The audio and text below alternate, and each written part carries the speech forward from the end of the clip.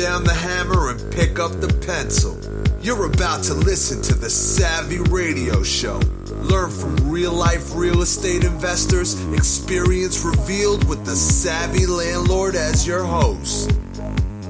Hey, what's going on, Savvy Investors? This is your friend, Bing Bong, Steve VanCauwenbergh, tuned in to the Savvy Radio Show, Savvy Podcast, whatever you want to call it. You tuned in, and I'm thankful for that.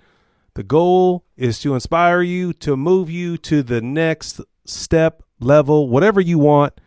You can achieve it. You got to put the work in. It's simple.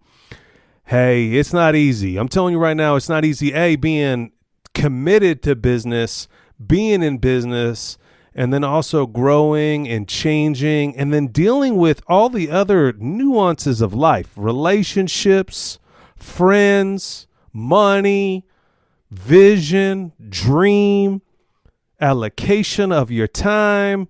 Come on. You know what I'm talking about. Sometimes the days get you down. Even though before this podcast, I was like, no, I try to compromise. I try to procrastinate. And Jim Rohn always said, you got to do the things that you don't want to do. Ooh, come on. Do the things you want to do. I'm tired. I've been grinding it out, and I got to do a podcast. I'm committed to knocking out a podcast a week. That's my goal. So I got to fight through. And I got a lot of podcasts coming out, a lot of great interviews, just a lot of good stuff in the mix, rolling forward. And then during this whole process, man, I get super inspired. What? Yep, I do. Sometimes I get inspired. And what I realized, reading audiobooks, they inspire me, which really boils down to personal development. Seriously, ladies and gents, boys and girls around the world, if you're not doing personal development, dude, you're behind, for real.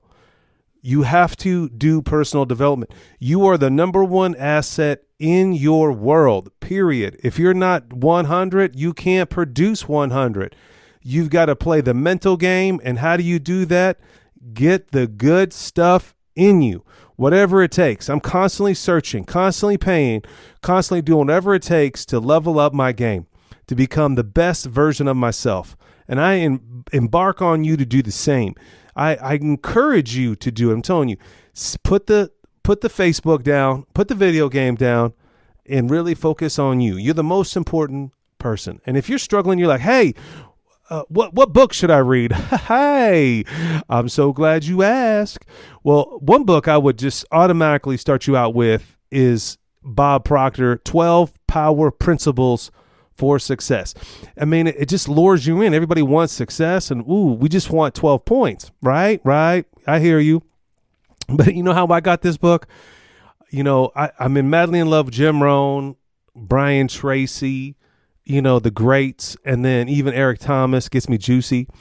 But I've been all over everything on this planet on Bob Proctor. And so, Google knows what you search, what's on your phone, what's on your voice, what's in your Audible, whatever. And this book got spooned up to me. It was on sale on Kindle. I was like, you can't go wrong. Boom. And it's just a companion to all the other things that is changing in my life, really reevaluating what I'm doing with my time, where am I going, and what do I want out of this life of short amount of time. Anyway, so this book came across, and I just been revociously, so I can't even speak. That's how tired I am, gents. And I'm just beginning. I got to grind this out.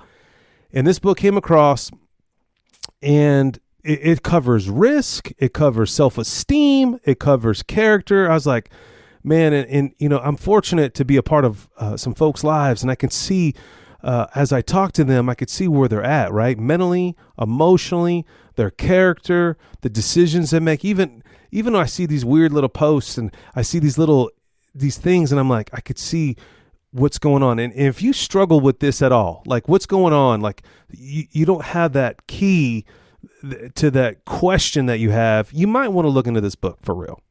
But I was reading this book, and he was going into risk.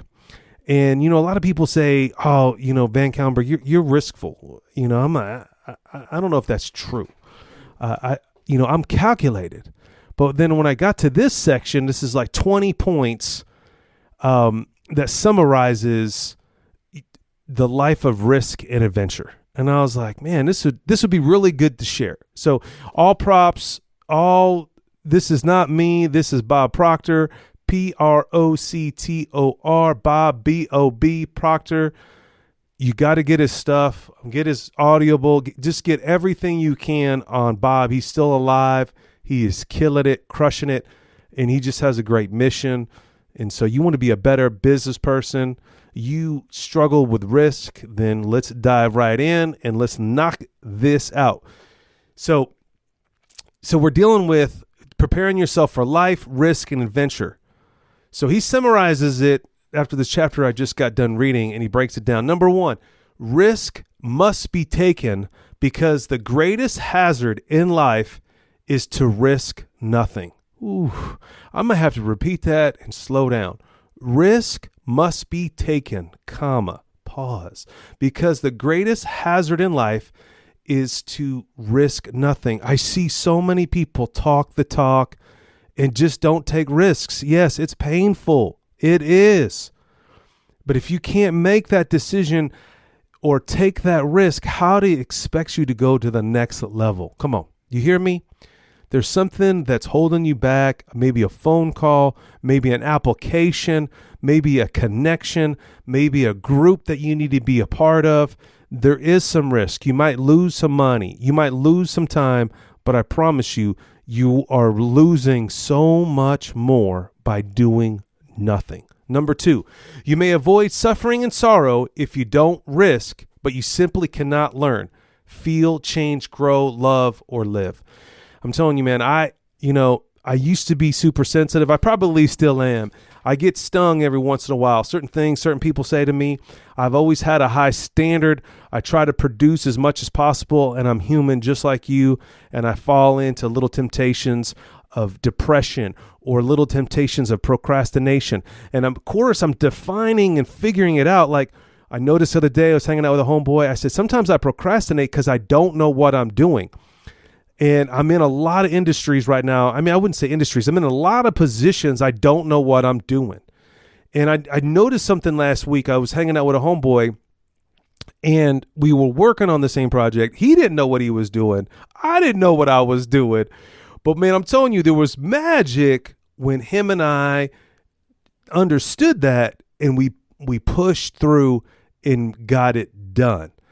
But through that process, there is some pain. There's some suffering. But if you don't risk, you cannot learn. Through that process, I learned. I changed. I grow. And that has birthed me into so many things on relationships. And I don't want to take a side note because we're already on number 2. But the reality is, I was like, my friends, I'm reevaluating my own life. Am I going to be the same person 6 months ago?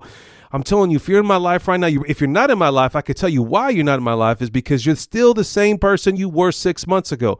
I love when I'm trying to have vision and trying to help people and guide them, and they're trying to make this serious decision, this certain amount of money or hire a certain person. And I'm telling them right now, you're not going to be the same person 3 years from now. And I hopefully that you're going to change within the next 6 months. And that's what it's painful. There's sorrow. There's some people you got to drop off. There's some people you can't call back. There's some people you cannot help, and it hurts. And there's sorrow because you're going through a process of learning, of feeling, of changing, of growing and love, and you are living. Thank you, Bob Proctor, for bringing it down. Number 3, only a person who risks is free. I'm telling you, who takes risks are free. I am free. You don't want to be in bondage of wondering what could have happened or I should have did this. I'm telling you, I have very little regrets. Yes, I could probably work a lot harder. Yes, I could probably do a lot of things. But at this point in time, I'm telling you, number 3, only a person who takes risks is free. And I see this in my own children. You've got to push them to get out of their comfort zone so they can learn from those mistakes or positive reinforcements to grow better. Boom. Number 4, risk is not a synonymous. You know, that's why that's how tired I am with gambling. It's not. I'm telling you, it's calculated. Sometimes people can't take a risk and say, hey, we're going to spend this much money on this marketing, but they don't want to let go of that paycheck. Or they, I love rookie wholesalers. And, I'm hustling with some other dude the other day, and he's like, I'm trying to do this and get my marketing budget to do this. He's working full time, taking jobs, busting his butt so he can get some marketing money. Just impressed. Actually, am proud, and I should throw and it sounds like it's gambling, right? You save a certain amount of money and you're throwing it to the wind. Yes, it could be gambling, but it's not. It's a process. It's gambling if you don't take the risk at all. Number 5, what are your core beliefs? I'm telling you, I'm struggling with this so deep inside my heart and my soul. I'm reevaluating every inch of my life. Do I have OCD? Am I Oregon? I'm telling you, he says in here, you must recognize them and you must live by them. What is I actually had this evaluation today, and I got to give kudos to my homeboy that gave me the book, The Road Stupid Traveled, or something like that. And that book is phenomenal. I'm going to probably do a podcast on that. But what that book talks about is, are we really thinking about stuff, about the decisions that we're making? And I think that's what number 5 is for me. It's like, what are your core beliefs? Why are you doing these things? And are you content with those things? Like, my son tries to get me buy a new truck. I'm like, no, I'm content. His core belief might be a flashy car may yield or do certain things. Yes, I think a quality car is important, but you individually, don't be chasing the Joneses. If somebody's got a Range Rover, I'm telling you, they could be massive in debt. That's not you. You need to exercise and recognize what's your beliefs. And it may not be frugality per se or being cheap. I mean, he goes into this stuff. It's just off the chain. I don't want to get all big on this, but you must live by them. Your core beliefs. What are those? Shake that tree. Why are you doing those things? Why are you in existence? What's your purpose? Oh, I got a podcast coming up pretty soon on this about just the defining moments, and just I don't keep going. All right, number 6.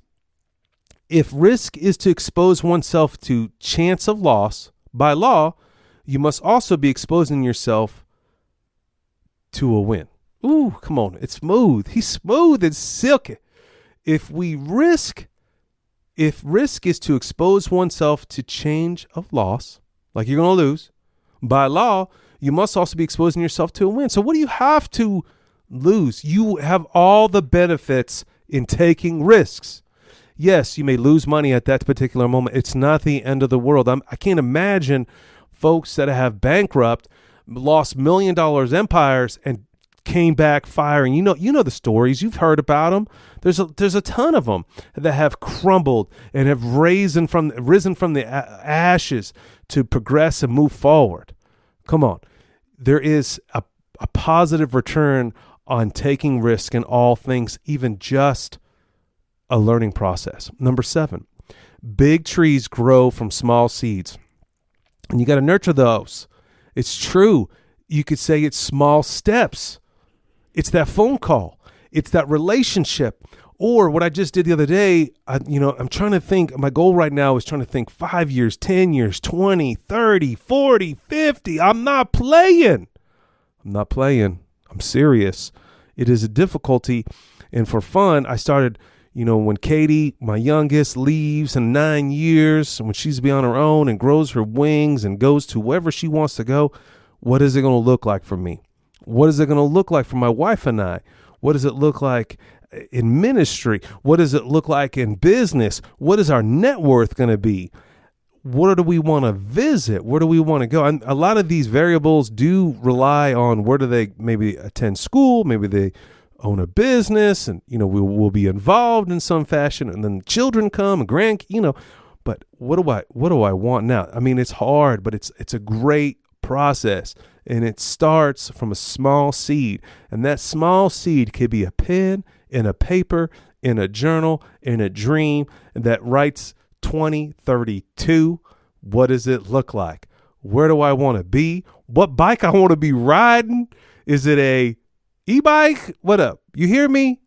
What vehicle I'm going to be riding? Where I'm going to be staying? What relationships I'm going to be having in my life? Number 8, failing will never make you a failure unless you quit. Come on. That should be tattooed on you. That might be my next one. Who wants to go get one? Let's do this. Number 8, let me bring it to you one more time. Failing will never make you a failure unless you quit. Never quit. I'm telling you, you got to adjust, but you can't quit. Number 9, success is not reaching the goal. Success is moving toward the goal. I'm going to tell you right now, that statement is so flippant and so quick, and you lost it. So I'm going to break it down, because this chapter, this section in this book broke me. A lot of people think that success is like, let's say this car or this number amount. I'm a millionaire or a multimillionaire, or I got 500, whatever the case may be. They think it's not reaching that goal. Success is more moving towards the goal. And that's why it's so critical to have a goal or goals. I'm telling you, it's even more critical to have purpose. Why are you here? What are you doing? Who are you impacting? Come on. Feel me? I'm telling you, the biggest impact was I was at the mall yesterday. I know, my son, it was boys' night, and he wanted to go to the mall. I'm like, all right. So we go to the mall. And I ran into somebody that I actually did a deal with, a wholesaler that I bought this. I think they got this deal for 5 G's. I can't remember. I mean, I think I bought it for 5. Yeah. I bought this house for $5,000, and they got it under contract for $33,000. And it was an interesting transaction. And the two guys that did it, one still in business, one just went in another direction into a mechanical business. And I'm hanging out I see him at the food court, and he had a little son at 8 years old. And I'm telling you, the Lord just told me to go out and just breathe life into the child. I was like, what's your name? Hey, and we went, I was working on times tables with him, talking to him. I could see he had an injured mind, and I was just breathing life into him. And then the dad, what are you up to? And I was like, well, man, I'm into commercial real estate now, and I got these kind of goals. And then the Lord told me to tell this one thing to this homeboy. And I was like, you're going to be a millionaire. And I'm telling you, he probably feels bad that he left real estate, but it was just a great opportunity, and it was great to breathe life into someone, especially someone from 5 years ago, and not only letting your son see me love on another child and encourage a couple that I know that are in the trenches. I know that are taking risks and putting all their life on the line to build a business. And they see me, and they know me, and I don't know what they think of me, right? Because I'm crazy. But I had the opportunity to breathe life into him, and I just said point blank, right in this man's eyes, I said, you won't be a millionaire. Come on. Go out there and minister to somebody. Take a risk. I took a risk. How's he going to receive it? I took a risk to breathe life. You have these words that you can breathe life into people, to encourage them, to pick them out of the mire and say, man, you're doing a good job. I think the greatest words are, I'm proud of you. Come on. I'm proud of you for even listening to this podcast. So many people don't even listen to the podcast. Even homeboys. I know I hung out with a homeboy last week. We've done tons of deals together. He's so busy. He hasn't even heard one of my podcasts. That's okay. I'm not mad about it. There's only certain people like my style. Certain people only like what I present to them. That's okay. But hey, maybe somebody that may need, that I could minister or encourage through this podcast. I definitely recommend if you would forward it to somebody. Hey, I know you're struggling right now. You need to listen to this dude. He's got some wisdom. I don't know what I got, but what I got right now is Bob Proctor. So let's get back Bob Proctor. Remember, this is his book, 12 Power Principles. And if you're reading this book and you want to hang out, come talk to your boy, because I'm ready. All right, here we go. I don't know why I got into that. Okay, yeah. Number 9 was off the chain for me. It was a success is not reaching that goal, not that thing or status. Success is moving toward that goal, getting up every day and working toward the goal. Come on. Can I get up? What? Number 10. When people get caught up in the habit of saving for a rainy day, that is generally what they get, a rainy day. Hey, what he's trying to say here is like, it's not the opportunity, not the right time, analysis, paralysis. Come on, stop it, slap yourself. There is no every day. I'm telling you, as an entrepreneur with staff, partners, it is a rainy day often. You got to get thick skin. You got to take the risk, and you're going to get hit in the face. You're going to get off comments that may affect you on a day, but what you got to do is that you got to rise above. You can't let other people affect you that rainy day. If it's raining outside, I'm going to take it. If I don't have an umbrella, I'm going to take it. I'm going to take it. I'm going to take it. Yeah, some things don't work out as well. Some things crumble. And what are you going to do? You're going to get yourself up, and it might be another rainy day and another rainy day. Whatever the case may be, but you got to keep fighting. Goethe said, number 11, the first reason for a man's inner slavery is his ignorance, and above all, his ignorance of himself. I'm telling you, this book is off the chain. Just these last 9 and 11. If you ain't into personal development, just click right now. Go on to some hip hop song or whatever you're listening to, or some Red Dirt, whatever. Goethe said the first reason for a man's inner slavery is it's ignorance. How to get free? Stop. I'm telling you, this is me right now. And above all, his ignorance of himself. I'm trying to find inner what makes me tick. Why am I a detail person? Why sometimes I'm an outgoing person? And I'm trying to get more and more reversed about my taxes, about how it cash flow, about every little detail. How? By education. How do you get to know yourself? By personal development. How do you become greater as a business person? Read books, get in inner circles, have masterminds, sign up on classes, connect with people, whatever it takes. Get out of the inner slavery and smash the ignorance. Number 12, no person, idea, or institution becomes great until great resistance has been encountered. You know it. Drop the mic. I didn't want to do this podcast. Now I just feel invigorated. I put that on a podcast. I mean, on a podcast. I put that on my Facebook the other day. No person, idea, institution becomes great until great resistance has been encountered. I'm honored to be a coach, a mentor to people. And I remember some dude calling me crying. I'm like, dude, I get it. It's painful, but it's only going to make you stronger. You're going to face resistance so you can become greater, because you can do bigger and greater things. If you're tripping about getting hammered on a small $20,000, $50,000 boo-boo deal, that's all you can hang with. If you can't make a $20 decision, that's all you can hang with.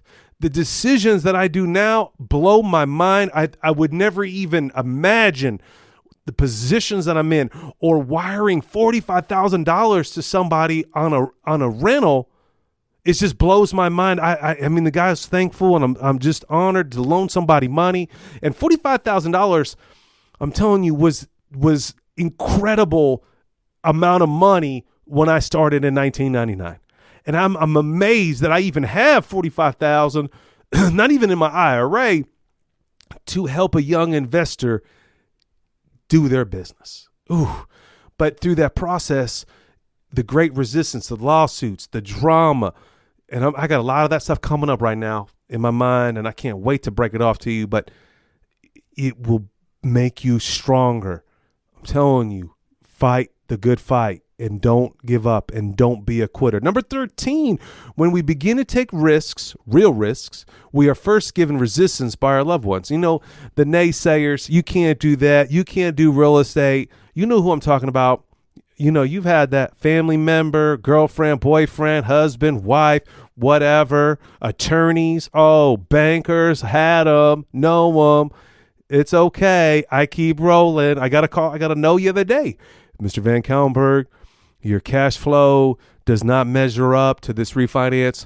And I didn't know what he was talking about. I'm like, come on, man. And then I realized that my business manager pulled out some of the assets, and it is all, things, it's resistance, and I'm going to fight him. And he's not a naysayer. He's a phenomenal banker. But at first I got punched in the face. I'm like, this ain't easy, but it's just a process. Number 14, when you take the risks and have prevailed, your loved ones gain a new and higher respect of you. Come on, that's obvious. Come on. Number 15, Whatever it took to get you to this point, your at will not be sufficient to keep you there. Okay.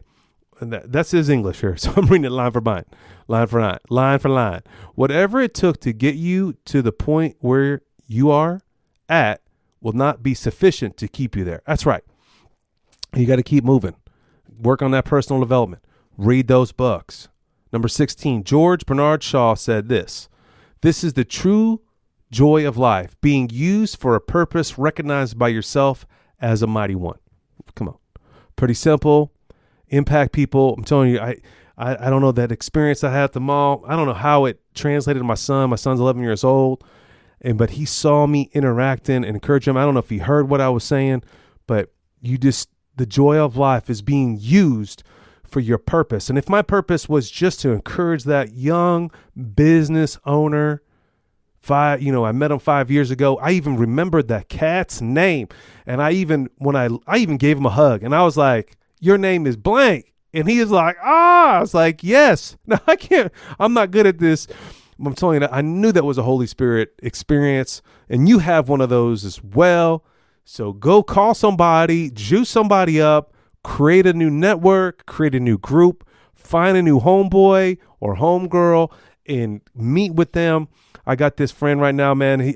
Not right now, like it's temporary. I'm talking about I'm going a distance, and I call him up. I'm like in a panic. Yo, you want to go to distance?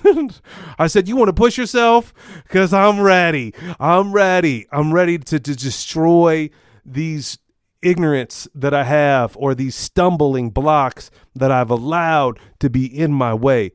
Are you down with me? And homeboy said, I'm down. I was like, let's do it. Let's start meeting and let's start crushing. Come on. That's all it takes. Someone is hurting, struggling in the same position that you are around this planet somewhere, maybe even in the same neighborhood. What does it take to reach out? Sometimes it works, sometimes it doesn't, but reach out. Number 17, Earl Nightingale. The Strangest Secret. Check that book out. Earl Nightingale said, we are quickly reaching a point where we almost defy leisure time. He felt that was rather sad because all of our pleasure comes from our labor and not leisure. I hear that. I mean, I'm telling you, I don't have no pleasure watching a football game, seeing people get tipsy. And I'd rather be reading a book. I'd rather be listening to Bob Proctor. I'd rather be hearing Eric Thomas. I'd rather be on the trail riding a mountain bike than be sitting there on some boo-boo leisure time. Get out of that Mick and Meyer. Get out of whatever the society thinks what you should be doing, and be the very best version of yourself. Go out there and crush it. Number 18, burn this idea deep in your marvelous mind. You can accomplish whatever you can visualize. I'm telling you, you know this. It's about time. I'm telling you, pull the car over right now, write out a goal, go visualize it. I'm telling you, that's what I was doing the other day. I was like 2032, 9 years from now. What am I going to look like? What am I going to say? How am I going to live? Where am I going to live? Visualize it. I'm telling you, that's how I got here. That's how I got here. Join me. Can you do it? Number 19, can't is a word that paralyzes any constructive process. I had this conversation with this homeboy yesterday. I had to light him up. I'm just tired that people say the word can't. That shouldn't even be in your vocabulary. You've got to have confidence. You are in the position for a specific reason to do a specific thing. What is it? And it's not the word can't. Replace it with its polar opposite, I can, which is more important than your IQ. I'm going to say it again. Somebody out there is thinking can't. I can't get a loan. I can't find a deal. I can't find a mate. I can't do this. I can't. Stop it. It's a lie. And the strong man is trying to wear you down and keep you locked up in a fetal position on your couch watching some football game. Stop it. Can't is a word that paralyzes any constructive process, period. Replace it with its polar opposite, I can, which is more important than IQ. Let that marinate. And let me just give you a simple principle. I remember I learned this thing called common sense. My mom always said, Stephen, I never worry about you. You have common sense, a.k.a. also street smarts. Someone can be super educated, cum laude, MIT, and be a ball of fear, a ball of scarcity, a ball of never moving forward. So it's not about IQ, how smart you are on the regular system of evaluation.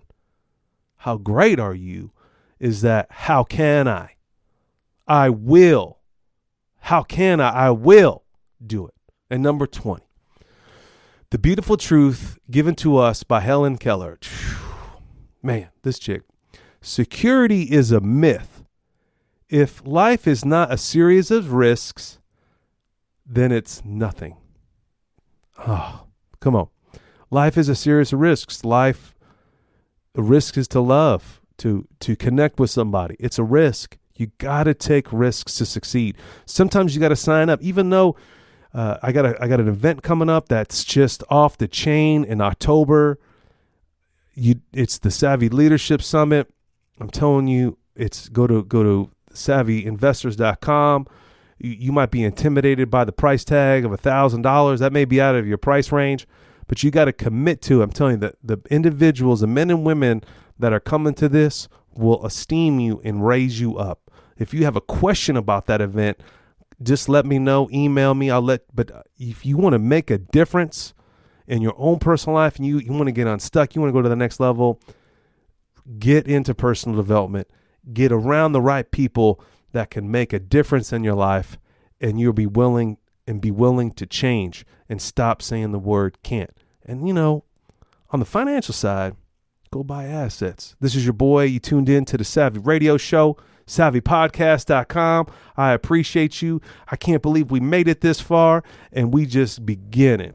Go buy assets. Thanks for listening to the Savvy Radio Show.